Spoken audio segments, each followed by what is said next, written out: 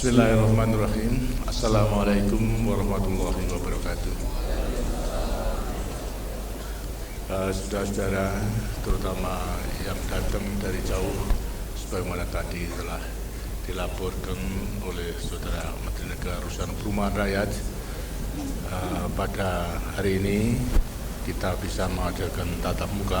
Karena itu pertama-tama akan saya gunakan kesempatan ini untuk menyertai saudara-saudara memanjatkan puji syukur kehadirat Tuhan Yang Maha Kuasa.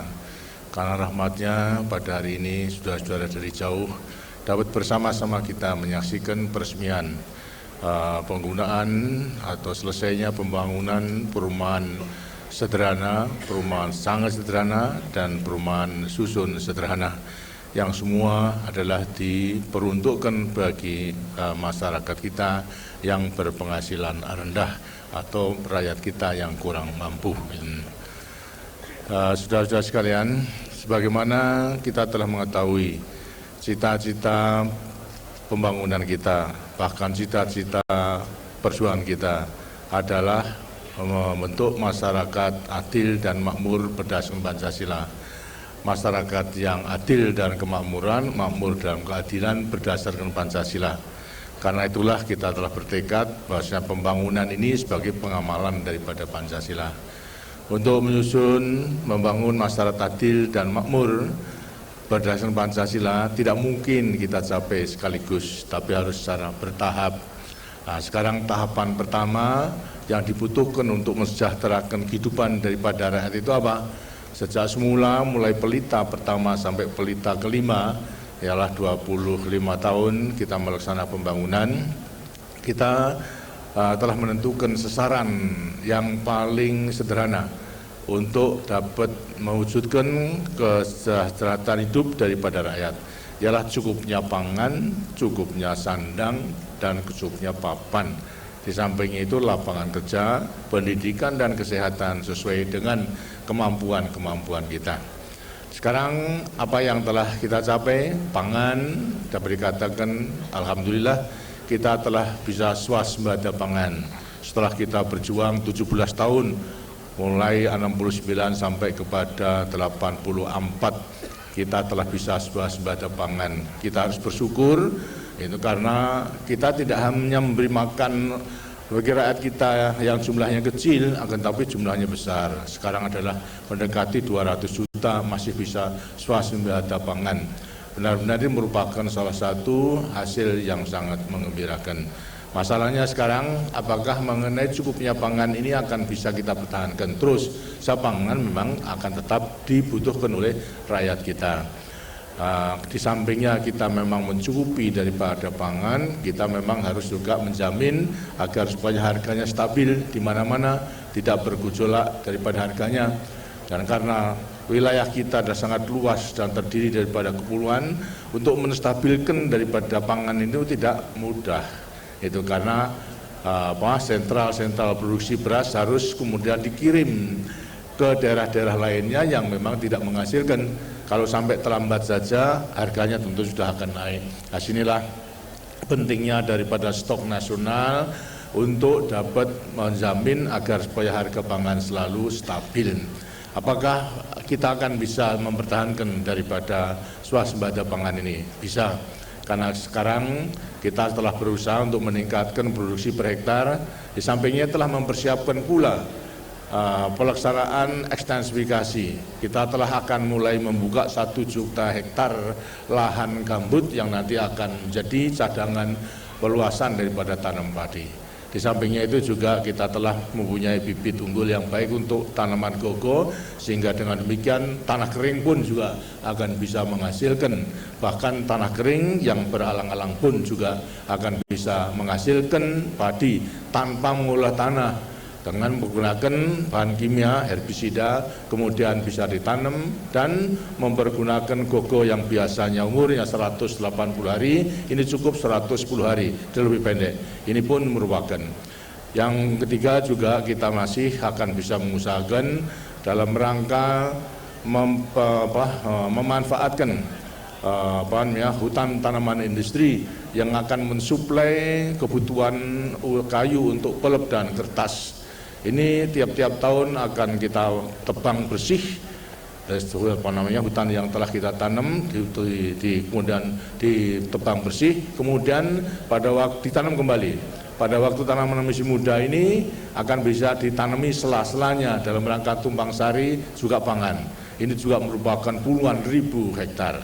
Nah, tentunya lambat laun kalau penduduk kita kemudian lantas menjadi tambah, sedangkan produksi lahan melewati ekstensifikasi juga telah jenuh, tentunya kita harus mulai siap-siap dengan cara bagaimana agar supaya pangan tidak kekurangan. Nah, di sinilah perlunya mulai sekarang kita harus juga mengadakan diversifikasi benih agar supaya kebutuhan beras tidak seperti yang sekarang ini 1 tahun 136 kg. Tapi daripada negara-negara lain kebutuhan beras 1 tahun itu sangat minim. Karena apa? Ialah menyusun menihnya, tidak seperti sekarang kita makan nasi dulu, kenyangnya diutamakan, akan tapi mengenai lauk dan sebagainya di belakang. Sedangkan negara-negara lain, bangsa-bangsa lain tidak, nasinya itu di belakang. Karena cukup hanya 1 mangkok saja, tidak 1 piring munjung, tapi 1 mangkok saja. Karena sebelumnya sudah makan sayuran dulu dipenuhi. Kemudian lantas juga daging, ikan dan sebagainya makan, baru kemudian nasinya. Karena itulah nasinya bisa sedikit. Jadi kita harus sudah siap-siap menghadapi nanti tahun-tahun yang datang abad 21. Kalau toh nanti dalam rangka swasembada pangan adalah produksi kurang, maka kita harus siap-siap untuk merubah mulai sekarang menu kita agar supaya nanti nasinya itu kalau dapat ya sepertiganya saja dari 136. Berarti kita akan bisa memberi makan ya 3 kali daripada rakyat sekarang. Inilah mengenai soal pangan. Jadi kita bisa tenang hidup kita. Pangan tidak akan menjadi masalah. Sedangkan negara-negara lain menghadapi pangan itu susah sekali. Kita harus bersyukur kepada Tuhan Yang Maha Kuasa. Kemudian sandang bagaimana? Sandang sudah cukup, sudah baik. Apakah kita ekspor? Apakah walaupun kita tidak menghasilkan kapas, akan tapi bisa membuat penggantinya daripada sandang, apakah itu dari rayon maupun juga dari sintetis fiber dan sebagainya. Jadi tidak menjadi masalah. Kemudian papan, nah ini sandang, pangan, papan perumahan. Di sampingnya itu juga lapangan kerja memang tidak mudah. Lantas pendidikan pun juga alhamdulillah kita sudah bisa mewajibkan belajar daripada anak umur 7 sampai 12 tahun, 15 tahun tidak hanya wajib belajar 6 tahun, tapi sudah menjadi 9 tahun. Kemudian lantas kesehatan sudah merata daripada seluruh wilayah pelayanan kesehatan. Nah, sekarang mengenai perumahan itu gimana? Perumahan juga tidak mudah. Karena itu kita harus secara bertahap untuk membangun daripada perumahan. Trilogi pembangunan, stabilitas nasional, pertumbuhan dan pemerataan juga kita terapkan dalam rangka membangun perumahan ini. Bagi pengusaha-pengusaha yang ingin membangun perumahan untuk dijual, sudah kita berikan ketentuan bahwasanya mereka boleh membangun rumah untuk dijual kepada yang mampu, tapi harus juga menyediakan rumah bagi yang kurang mampu dengan ukuran 136. Jadi 1 rumah baik oke dijual, 3 menengah dijual boleh, tapi juga 6 harus membangun rumah sederhana. Tapi rupanya belum banyak yang menepati. Nah, karena itu akan kita tagih daripada mereka supaya memenuhi kewajibannya ini. Kalau nanti lama-lama tidak memenuhi, ya terpaksa rumah yang telah dibangun baik 1, 3 terpaksa ya kita minta kemudian lantas dijual untuk ganti yang 6 nanti. Jadi mereka tidak boleh menghindari, tidak akan bisa menghindari dari kewajibannya membangun 6 rumah. Demi apa? Demi pemerataan dan keadilan tadi. Nah, sekarang dengan dirinya juga pembangunan rumah untuk rakyat, untuk rakyat keseluruhannya yang tinggal di kota sama di desa. Tidak mungkin kita membangun rumah yang baru. Tapi syukur alhamdulillah bahwa saat kita di desa pun juga sebenarnya mengenai soal perumahan tidak kekurangan. Cukup, hanya memang persyaratan kesehatan belum memenuhi. Karena itulah kita bangun agar supaya mereka memperbaiki daripada rumah-rumah tersebut dengan menyediakan bahan-bahan bangunan, apakah itu semen, apakah itu genteng, apakah paku dan sebagainya. Memang rumah-rumah telah ada, tapi tidak memenuhi kesehatan. Mereka belum mengetahui betapa pentingnya daripada kesehatan, tapi hanya semata-mata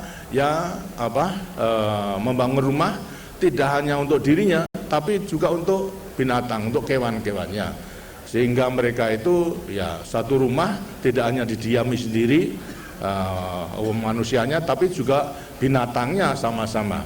Seperti pada waktu Perang Gereya, kalau saya terpaksa harus nginep di satu rumah, ya terpaksa tidur sama kambing sama sapi, karena rumahnya memang ada di situ. Karena apa? Mereka adalah menyayangi sapinya, kekayaannya hanya itu dianggap emasnya. Kalau sampai hilang, dicuri orang, dengasnya akan kehilangan. Karena itu sapi dan sebagainya juga bersama-sama tidur sama orangnya. Di samping itu juga mereka mengetahui membutuhkan pupuk juga supaya simpan di rumah, tidak di luar. Karena kalau di luar diambil orang, mereka akan kehilangan pupuk. Ini adalah pengertian-pengertian yang sederhana, disesuaikan dengan kebutuhan. Sekarang tentunya tidak boleh. Ini rumah harus betul-betul sehat. Sebab kalau tidak sehat bagi penghuni akan mengganggu kesehatannya. Walaupun mereka bisa makan banyak, tapi kalau dipenuhi daripada kebutuhan pangan, tapi kemudian lingkungannya terganggu, tentunya juga mereka itu akan terganggu kesehatannya. Nah, kita mulai sekarang membangun rumah-rumah mereka itu menuju rumah sehat, bukan membangun yang baru, tapi menyempurnakan. Di antara lain adalah memisahkan. Yang tadinya sapinya di rumah, yang harus keluar, dibikin kandang sendiri. Yang tadinya tidak ada WC-nya dibuatkan daripada WC. Yang dulu juga memang mereka hanya memikirkan supaya rapat rumahnya, tidak ada cahaya, sekarang kita tambah dengan genteng kaca supaya ada sinar matahari. Yang belum ada jendelanya, kita buatkan jendela. Bahkan akhir-akhir ini yang masih juga lantainya itu tanah, maka kita mengadakan jubinisasi katanya. Jadi rumah-rumah rakyat yang biasa diadakan jubin. Karena pada suatu saat pada waktu itu ada krisis semen, karena ternyata digunakan untuk jubin daripada rumah rakyat yang banyak sekali. Tapi sekarang sudah kita bisa memprogrammkan. Inilah antara lain mengenai pembangunan perumahan. Kebutuhan papan daripada rakyat di desa juga dibangun, tapi bukan yang baru, tapi menyehatkan. Nah, sekarang yang di kota inilah yang memang sulit, harus dibangun. Kalau tidak, kemudian lantas mereka membangun rumah sendiri, tempat-tempat yang kumuh yang ada di kota. Ini tentu juga, kecuali pandangan juga tidak baik, dengan sininya juga akan mengganggu kesehatan. Nah, di kota dengan dirinya, kalau kemudian membiasakan tinggal rumah yang seperti di desa secara horizontal, masing-masing rumah sendiri, tanahnya sudah tidak ada. Karena itu mau tidak mau untuk memenuhi kebutuhan, kita harus bangun rumah yang ke atas, yang vertikal, rumah susun. Ini tentunya juga merupakan perubahan baru, yang biasanya adalah tinggal di rumah biasa, sekarang harus tinggal di rumah susun, harus membiasakan tinggal di rumah susun. Memang hal-hal yang baru yang sulit, tapi kalau sudah biasa tentunya juga tidak. Sebab kalau tidak mau tinggal di rumah susun, ya mereka tidak akan dapat rumah. Kota tidak akan bisa membangun rumah untuk mencukupi kebutuhan daripada rakyat kita. Nah, karena itulah kita memang seperti sekarang kita lihat rumah susun sederhana telah kita bangun, yang sekarang memang bisa dibeli, tapi sekarang kita sewakan aja. Untuk membeli mahal, tapi kita sewakan. Jadi untuk mengganti daripada rakyat yang di kota, yang biasa kontrak, mereka tahu kontrak, menyewa di rumah yang sempit, bahkan juga kontrak daripada rumah yang kumuh. Apakah mereka lebih senang akan tinggal di rumah kumuh daripada kemudian pindah menyewa di rumah yang demikian? Tentunya juga tidak. Kalau memang mereka itu tetap senang tinggal di rumah yang kumuh, ya namanya kebangetan. Kebangetan tidak mau diajak untuk makmur, untuk hidup dengan lebih baik, nerimo sengsara saja, bahkan digunakan untuk selalu yang mengatakan rakyat masih menderita, Padahal usaha pemerintah selalu agar supaya mereka lepas daripada penderitaan dengan membangun rumah yang ada. Di kota nantinya akan banyak rumah susun. Karena itulah saya harapkan agar supaya ini dibiasakan. Nah, saya minta pengalaman daripada saudara-saudara yang telah memperoleh kesempatan untuk tinggal rumah sederhana, bahkan mungkin sangat sederhana, mungkin juga rumah susun yang sederhana. Ini bagaimana? Apakah untuk sementara tentu mau tidak mau ya harus puas itu. Ya, karena mengadanya itu, ya kalau memang dipuas dengan sini nanti tentunya juga harus menempati tempat yang lebih baik dengan biaya yang lebih tinggi lagi.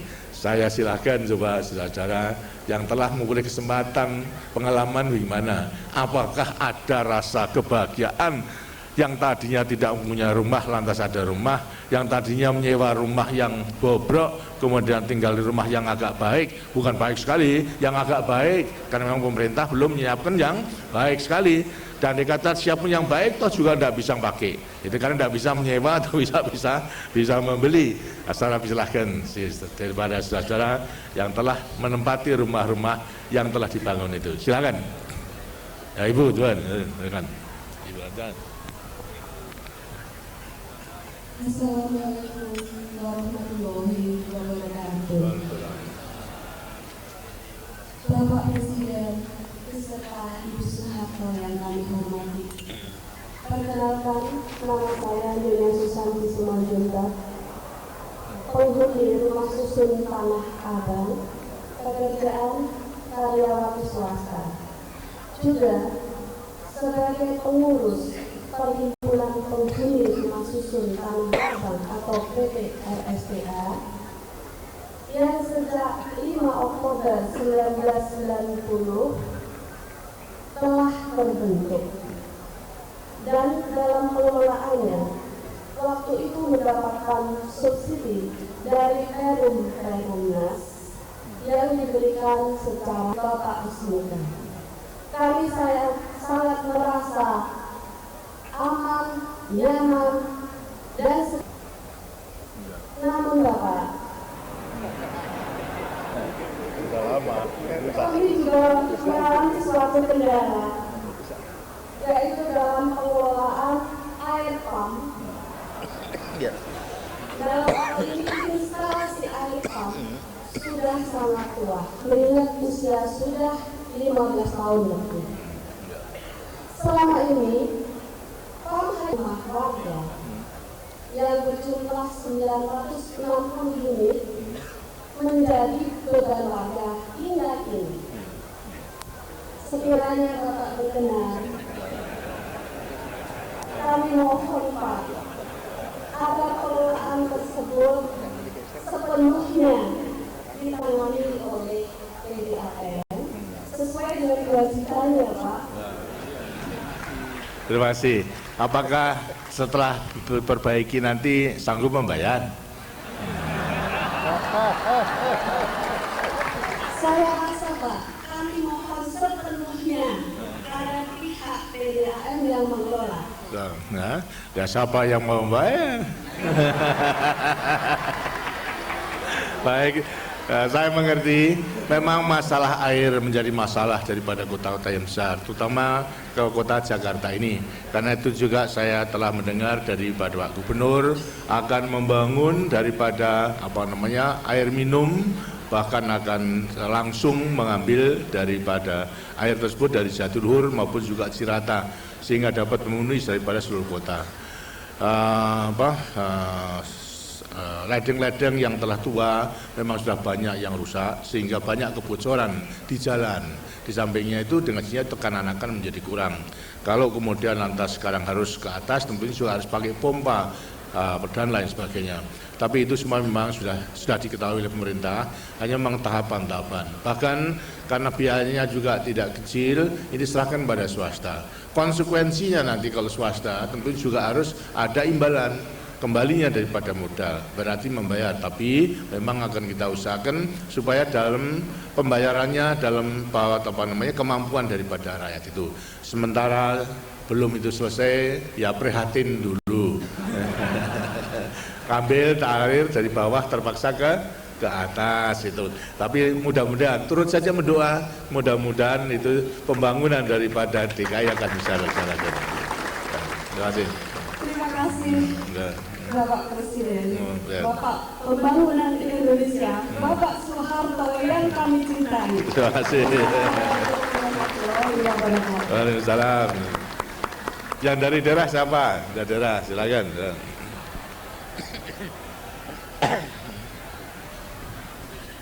Bismillahirrahmanirrahim. Assalamualaikum warahmatullahi wabarakatuh. Bapak Presiden beserta Ibu Soeharto yang kami cintai dan banggakan, Bapak Wakil Presiden beserta Ibu Tri Sutrisno yang kami cintai dan banggakan, Bapak-bapak, Ibu para undangan yang kami hormati. Mati P21 sederhana.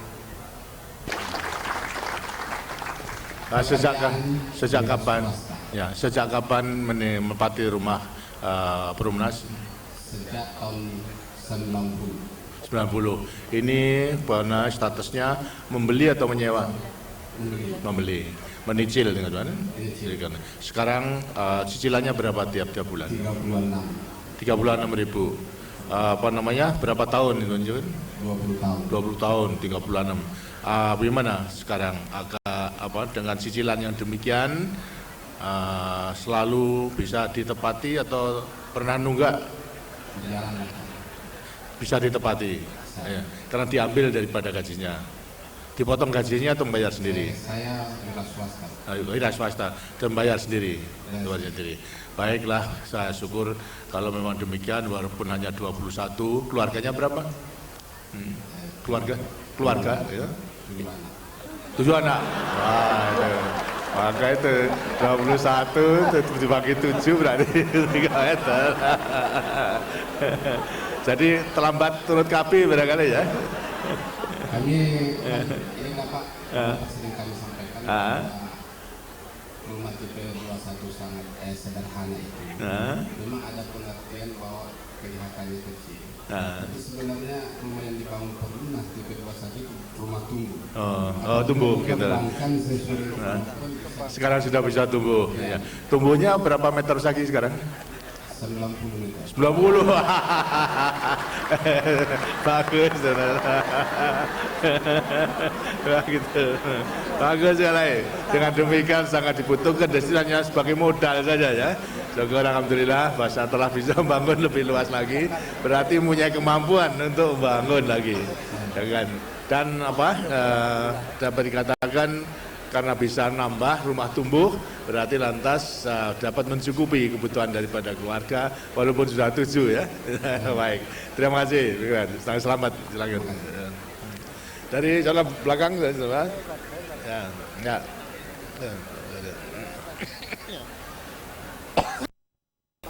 Pekerjaan kami adalah sebagai pegawai negeri sipil. Saya adalah salah satu calon penghuni rumah. Baru calon, tapi sudah dapat ya. Kuncinya sudah diserahkan. Nah, itu lantas mengetahui harganya berapa? Harganya per unit 6.900.000. Nah, ini lantas dibeli atau menyewa? Dibeli? Kami dari pegawai negeri kebetulan uang mukanya sudah ada, Pak. Sudah ada, jadi jamin ya. Jamin negeri sudah dibayar. Kemudian akan menyicil ya nanti ya. Akan menyicil per bulan sekitar 54.000. 54.000. Selama 15 tahun. Kira-kira berapa persen dari penghasilan itu? Kira-kira ya 35% dari 35%, sepertiganya ya. Dan masih bisa daripada dulu sebelumnya menempati rumah yang baru mondok atau menyewa? Dulu sebelum menempati rumah yang baru, Pak, ya mondok sama mertua. Ya, masih dompleng ya. Nggak apa, memang kita kehidupan begitu, kegotong royongan dan keluargaan demikian. Dari orang tua memang tidak akan tega kalau kemudian anaknya belum punya rumah lantas akan diusir dari rumah, saya kira tidak. Tapi alhamdulillah sekarang sudah akan mendapatkan rumah untuk ditempati sendiri. Saya turut menyampaikan ucapan selamat dan mudah-mudahan rumah tersebut walaupun sederhana nanti akan bisa piara dengan baik dan bisa memenuhi persyaratan untuk dapat nanti mungkin juga akan bisa tambah dan lain sebagainya ya. Tapi sedikit, Pak. Ya. Memang kan dalam hal ini bagi kami pegawai negeri akhirnya mendapatkan rumah ini kami sangat senang sekali Pak, dan bahagia serta bersyukur kepada Allah Subhanahu Wa Taala. Amin. Karena telah diberikan rahmat Pak. Tapi dalam hal ini banyak di antara saudara-saudara kami maupun teman-teman kami yang belum mempunyai rumah Pak. Tapi mereka rasanya ini juga mempunyai rumah sebagai layaknya kami yang telah mempunyai rumah Pak. Jadi dalam hal ini kami dengan segala hormat mengusulkan kepada Bapak Pak, hendaknya di daerah istimewa Aceh, khususnya Kota Medan Sabang Pak, hendaknya perumahan tipe RSS 36 ini mohonlah Pak ditambah. Tambah gitu ya, baik. Jadi ini memperjuangkan untuk teman-temannya ya. Tidak, baik. Terima kasih, itu bagus sekali. Memang program kita atau rencana kita demikian. Tapi seperti tadi saya katakan, tidak mungkin semua itu dibangun sekaligus. Akan sangat tergantung pula nanti kepada cicilan daripada yang telah ada sehingga merupakan modal untuk membangun kembali. Begitu pula tabungan daripada yang belum sehingga tersedia daripada dana untuk membangun rumah yang lebih luas. Kita memang sangat mengetahui dan telah mengetahui banyak yang belum mempunyai rumah, karena itu terus menerus akan kita bangun daripada perumahan untuk kepentingan rakyat tersebut. Sampaikan pada teman-teman supaya yang sabar dulu, nantinya nanti akan dilaksanakan pembangunan itu. Terima kasih. Mari. Terima kasih. Assalamualaikum warahmatullahi wabarakatuh. Karena yang belakang sendiri coba belakang. Tadi tuh, tadi.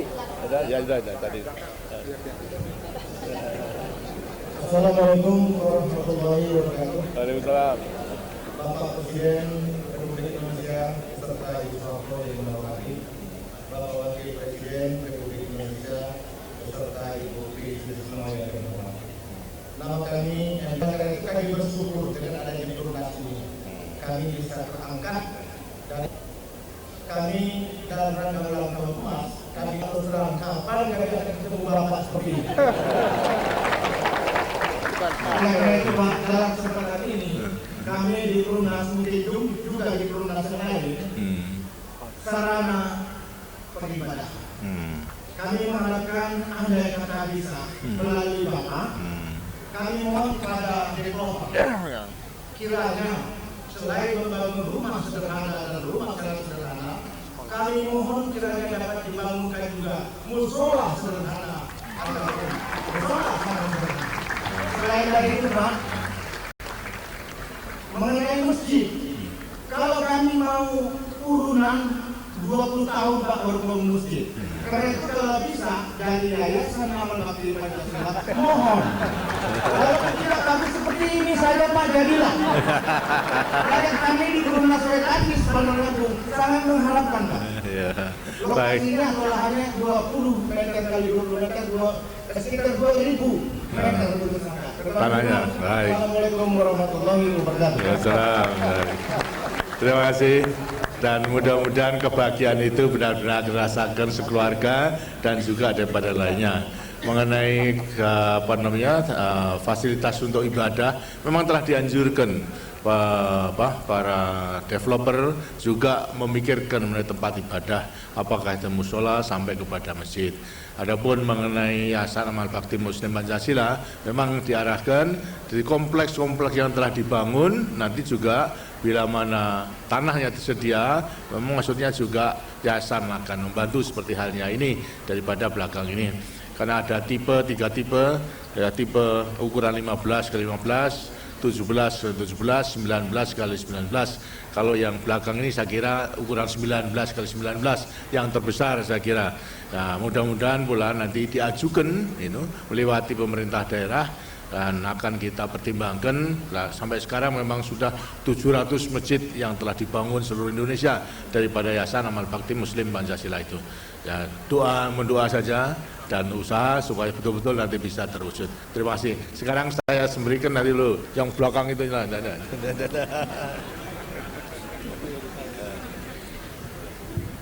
Terima kasih Pak. Assalamualaikum warahmatullahi wabarakatuh. Waalaikumsalam. Yang terhormat Bapak Presiden serta Ibu Soeharto yang kami cintai.